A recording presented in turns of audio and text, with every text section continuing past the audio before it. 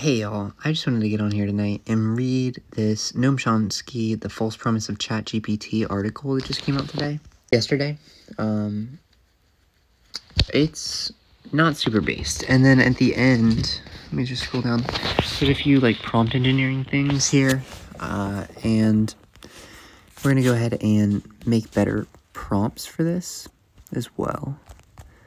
See if we can do a little bit better job. And there's a Twitter thread I'd like to go through as well. We'll see what we get to then. This person once wrote that to live in a time of great peril and promise is to experience both tragedy and comedy with the imminence of a revelation in understanding ourselves and the world.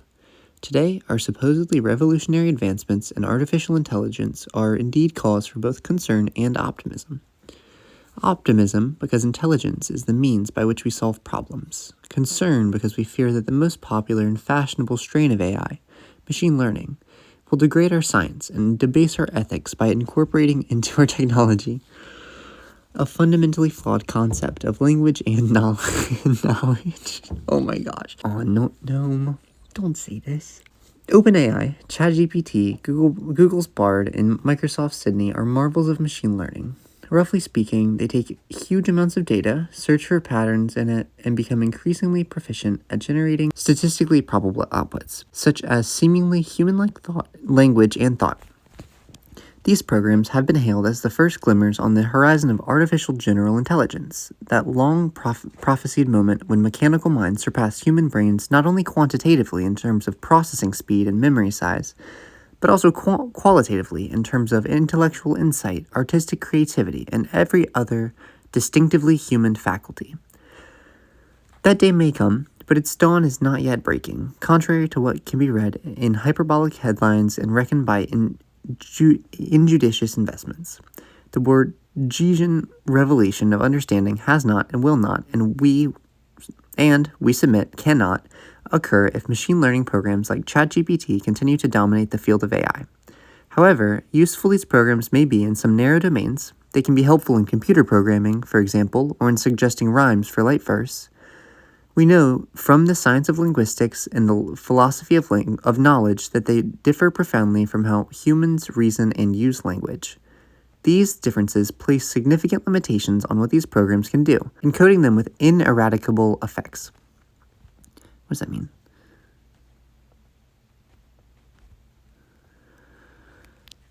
Okay, they can't be... So they're encoded with defects that are not able to be broken. Or that's what they're saying, at least.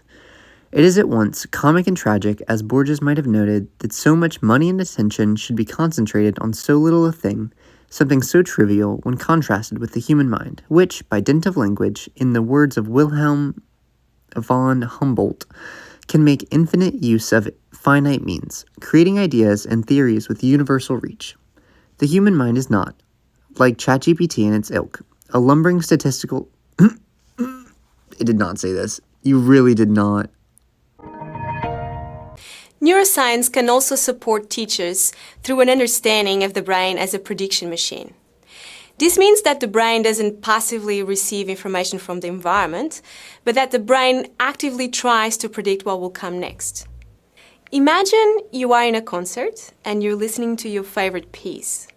From the first few notes, you know what the next few moments should sound like. If the musician makes a mistake, you'll be really disappointed. But the brain responds to this error in a remarkable way. If we were able to record your brain activity during this moment of prediction violation, we would see a large deflection in brain waves. To record this, we can use a technique called electroencephalography, or EEG, which measures the electric brain activity generated by the brain when it learns about and interacts with the environment. This is not real. The human mind is not, like ChatGPT and its ilk, a lumbering statistical engine for pattern matching, gorging on hundreds of terabytes of data and extrapolating the most likely conversational response or most probable answer to a scientific question. If we take literally this, the most likely, and then we skip the word conversational and we just do the most likely response. Instead, change this to mean to go from only language to also include actions or body actions, or if we look at the new Google paper where they're using a robot that kind of thing. I just want to take a quick second, I guess, to just dump my brain so I can continue reading. One of the key features of natural language is that it's able to take software, or it's able to take programs, and you're able to speak to it, and it can do things. For example, there's that Google robot that they spoke to it. I'll try and do a video here. They like said, pick up the green ball or something, and then it picked up a green ball. Like, that was based. That was incredibly based, and that was using natural language for this. That was a natural language response. And the thing about language is that it is one-dimensional, right? So, of course, something like ChatGPT, which is limited by just text at the moment, because GPT-4 is apparently being released next week, and that's multimodal. So that will be more than just text. But currently, ChatGPT is just text. It would be the same if you were texting another human being. Let's pretend you're texting a friend, and all you have is text. There's no images, nothing. Odds are you will feel underserved by that if you expect that your entire friend is just a language model, or that's like the only abilities of your friend. It's an ability, right? It's part of the ability, but like the implications are so much bigger than this. Or sorry. So like, while this article is digging in specifically to like ChatGPT, things like ChatGPT and other language models allow, like, these things being built are going to help allow integration with other software or other tech, I guess, is the easiest way to put it. So like, that's based. On the contrary, the human mind is a surprisingly efficient and even elegant system that operates with small amounts of information. It seeks not to infer brute correlations among data points, but to create explanations. They start talking about grammars here, but it's not. It is seeking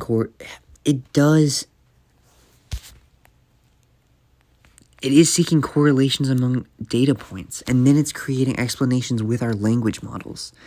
Our brains are so much more than just the words part of it, and different parts of your brain are being fed information, and then they work with other parts of your brain. For instance, a young child acquiring a language is developing unconsciously, automatically, and speedily from minuscule data a grammar, a stupendously sophisticated system of logical principles and parameters.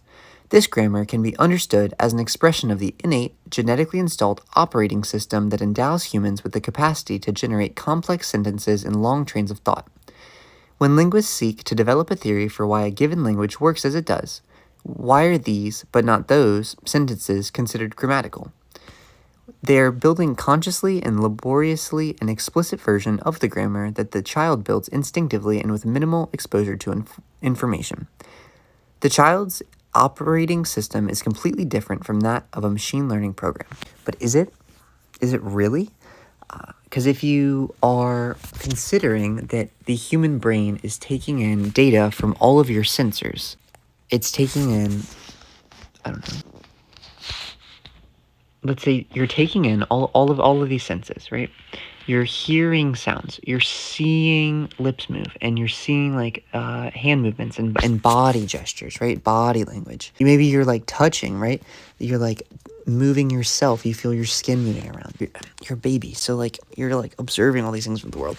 Anyways, you're observing all these things, and you are observing language as well, because you're processing in these words through your sound and your sight. Generally, those are the ones. Maybe your sense of touch, if you're like Helen Keller. And then in your brain, there are parts that work on language. And that's what Chomsky is talking about here. Chomsky grammars are like a big thing.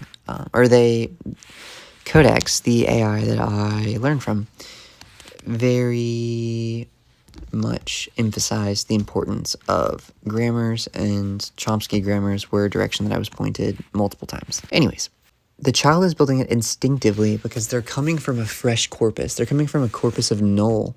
And like as social animals, the children are learning from the role models and the people around them how to like be human. And the people around them are likely speaking. So that like is like part of the being human. Yeah. Because then, like, to extend on this, we could go ahead and look up raised not raised by wolves, raised without language